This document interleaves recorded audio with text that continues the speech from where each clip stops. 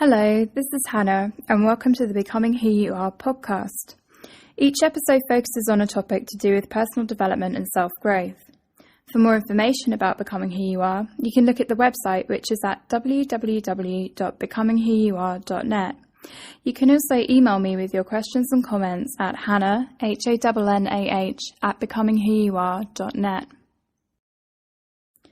If you've been to the Becoming Who You Are website, you'll have seen that the tagline says, "A Guide to Authentic Living." I thought I'd talk a bit about authenticity and what it actually means for us in our lives. Authenticity is, put simply, being yourself. You might also hear it described as being genuine, open, congruent, and natural.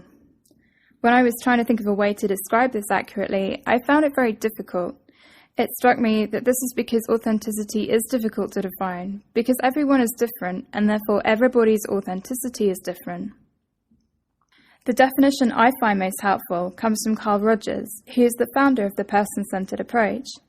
This is a type of therapeutic approach and a life philosophy in its own right. In his book, On Becoming a Person, which I highly recommend, he describes congruence as the feelings the therapist is experiencing are available to him, available to his awareness, and he is able to live these feelings, be them, and able to communicate them if appropriate.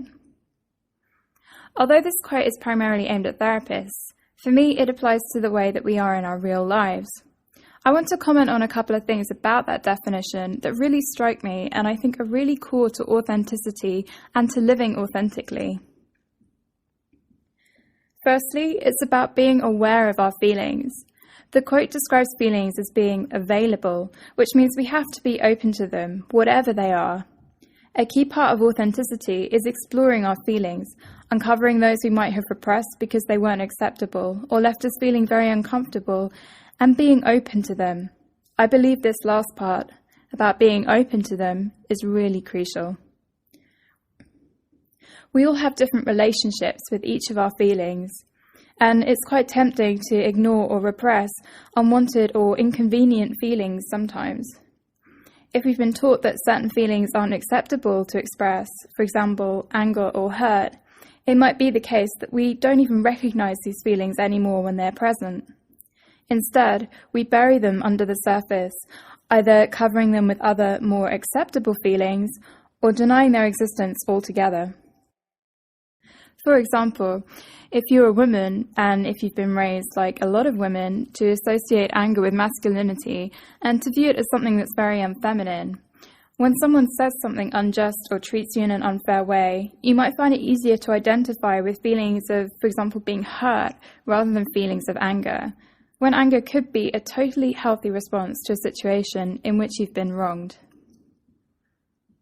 Part of becoming who we are is to look at our relationships to our feelings, to give each feeling a say and to listen. To quote the author Sark, it is to sit with your emotions and to say to each one, "I see you, I hear you, I feel you." I see you, I hear you, I feel you. We're capable of having rich emotional experiences, which is a gift. Some of these might be uncomfortable to sit with, but they carry important information about people, situations, and most importantly about ourselves, about our judgments and our beliefs. The second part of the quote I'd like to focus on is the idea of communicating our feelings, if appropriate. This is about having boundaries. Boundaries are so important. They protect you and your internal world from people who might not treat it very well, and they protect others as well. Boundaries are about respecting your and other people's personal space and about them respecting yours in return. If we don't have any boundaries, there's no sense of separation between where our world ends and another person's begins, and this can leave us feeling vulnerable and overwhelmed. The very nature of boundaries makes it sound like having them in place will distance us from other people. Although it's counterintuitive, having boundaries actually increases the level of intimacy possible in relationships. When we have boundaries, our world is separate from the other person's. We're in complete control of how much we share with them and how much we choose to receive in return. Having boundaries helps us feel safer in our interactions. because we're able to protect and take responsibility for our inner worlds. So being authentic isn't necessarily about sharing everything. Part of developing authenticity is about working out what our boundaries are, where we end and other people begin.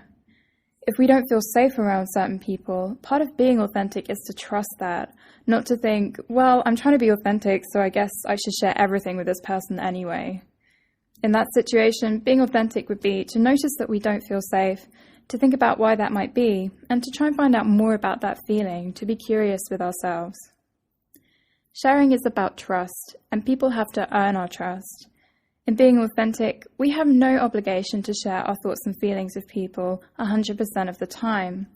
In fact, it's quite the opposite. When we are authentic, we have complete control over what we share with whom.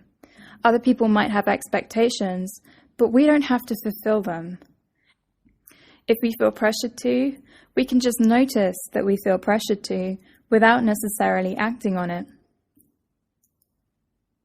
Authenticity starts at home.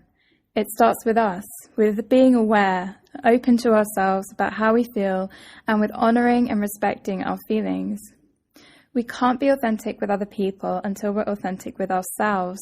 That's why self-awareness and communication are so crucial to becoming who we are. There's no sense of change with authenticity.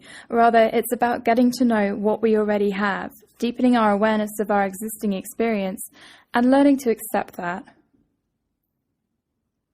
I want to finish this podcast with a poem by David K. Reynolds, the founder of a movement called Constructive Living. Before I move on to that, I wanted to mention this week's resource again. I spoke about it earlier, and it's a book called On Becoming a Person by Carl Rogers. This is my first introduction to the person-centered philosophy and its ideas, and it had a profound effect on the way I think about myself, think about others, and think about my relationships. Carl's writing is incredibly warm, and his positive regard for humanity is really uplifting to experience. So I thought this poem fit the topic of this episode really well, as it beautifully echoes the experience of living authentically within ourselves and describes with real eloquence the rich experience of being open to all our thoughts and feelings and being authentic with ourselves. This is called To Be Alive. Because we live, we have desires and hopes. Because we have desires and hopes, we have fears of failing to achieve them in the future and memories of having failed to achieve them in the past. How can we cope with the reality that our desires and dreams always extend beyond our abilities to attain them? No amount of effort works satisfactorily. No direct approach to the problem succeeds. We hit the dead end of impossibility. What is there to do? The remarkable key is to give up on trying to solve the dilemma altogether. In other words, we recognize the discrepancy between what we want and who we are, what we can achieve, and accept it. We recognize the feelings of anxiety and inadequacy that come with living and accept them. There is no need to fight, no need to wish life would be otherwise than it is. We are just fine as we are. Once, not really once, but over and over again, we recognize the naturalness of this reality of discrepancy. We can go about directing our attention and efforts towards doing what is possible. We can begin to live realistically and constructively within the limits and potentials that life offers us. There has been no problem all along, except for the one we created in our minds. There is only a naturally expansive set of desires, a naturally limited set of abilities to achieve them, and a pressure to achieve all of them. To be alive is to need, to succeed and to fail, to be sometimes anxious and sometimes confident, sometimes regretful and sometimes satisfied. Life is just fine like that.